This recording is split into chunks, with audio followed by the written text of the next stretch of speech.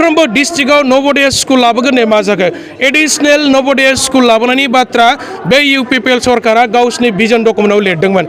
गाव निजेनो बिटिसिनि माने सिटिजेन्स नङामोन एक्चुअलि बिथाङा बै चिरां जिल्लानि दांतलाव रेलनि दाबा बानायनाय कारखाना लाबोगोन मानो फेल जाखो गावलायनो बिराद गाइखेर जायोनो गाइखेर जानानै डिसिसन लाग्रा फिथाइ सामथाइ जानानै आंगुर आपेल जाग्रा मानसिया दिनै माने गावनि समस्तिनि रायजोफोरखौ मानो नायनो हायाखै गरायसर समस्तिनि सिङाव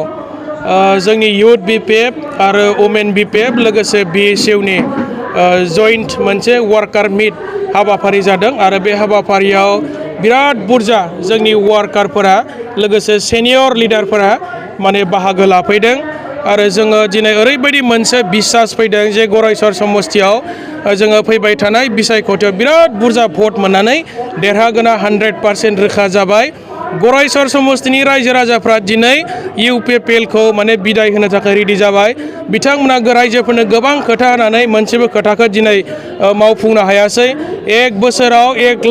लाख माने लेखा गोरों सेंग्रा सिख्लाफोरनो साख्रि होगोन होननाय खोथाया दिनै बिथांमोना फेल जाबाय रावनोबो साख्रि होनो हायाखिसै थांनाय 2023 बिथांमोना गोबां माने जोंनि युथ सेंग्राफोरखौ आर्मी पुलिस पेरामिलिटारि फर्सेसआव साख्रि होनो होननानै गोबां माने खारनाय बारनाय फिजिकेल ट्रेनिं होदोंमोन दिनै माने सासेबो सेंग्रा सिख्लाफोरनो बिथांमोना माने साख्रि थिसननो हायाखिसै फेल जाबाय सेल्फ हेल्प ग्रुपनो माने 75,000 थाखा होगोन होननाय खोथायाबो दिनै फेल जाबाय बिटिसिखौ माने 60टा समस्ति बानायगोन होनना खोथा होदोंमोन खिन्थु दिनै फैयै फैयै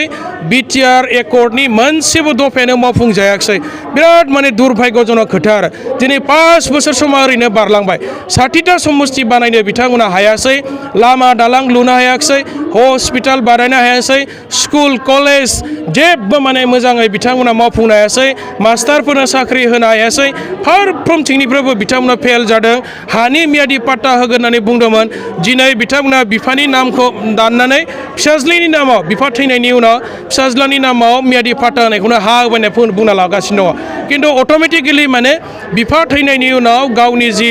फिसाज्ला बे फिसाज्लाया गावनि नामावहाय हाखौ ट्रेन्सफार खालामनो हाखायो बियो गोदोनिफ्रायनो सोलिबोनाय दंखायो आरो दा बेखौनो गावसोर हा होबाय होननानै बुंनानै लादों 2,16,000 मानसिनो हानि मियादि पाट्टा होबाय होननानै बे इउपिपिएल सरकारा रायजोफोरखौ थगायदों आरो बिनि बादैबो बे इउपिपिएल सरकारनि थाखायनो दिनै बिटिसिनि रायजोफ्रा 1 बोसोराव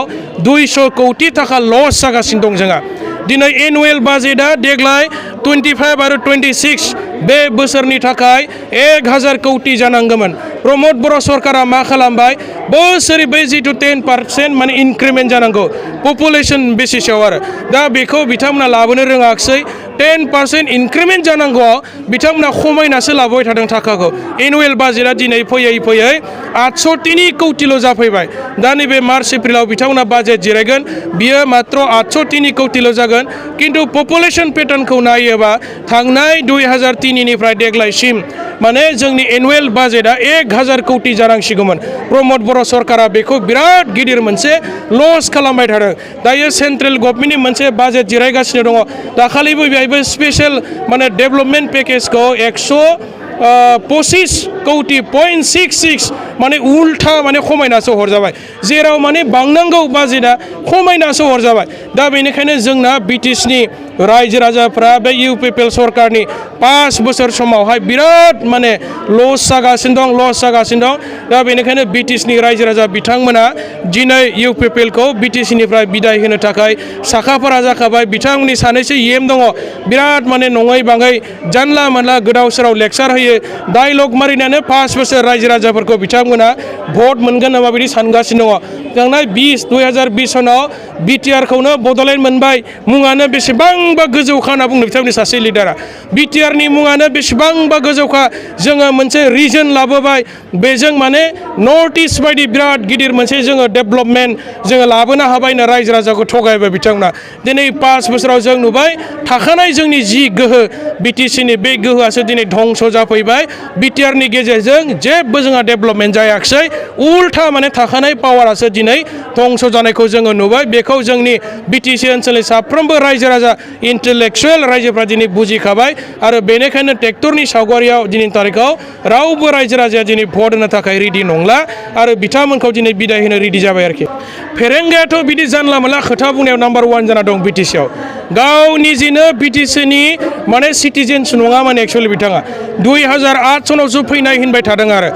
बिथाङाथ' ओरै धेमाजि साइडनिसो मानसिमोन दा बिथाङा फैनानै इलेक्सन गेलेनाय जोंहा बुंनांगौ गैया खिन्थु बिथाङा जाबायदि खोथा बुङो बिटिसि लाबोग्रा जोंनि बर'नि माने आन्दलनकारि नेता बिथांमोनखौनो बियो माने इनसाल्ट खालामनानै खोथा बुंबाय थायो गावलायनो बिराद गाइखेर जायोनो गाइखेर जानानै डिसिसन लाग्रा फिथाइ सामथाइ जानानै आंगुर आपेल जाग्रा मानसिया दिनै माने गावनि समस्तिनि रायजोफोरखौ मानो नायनो हायाखै मानो डेभेलप खालामनायासै गावनि समस्तियाव गावनि चिरां जिल्लायाव माने बिथांमोना मा बुंदोंमोन जे निरिम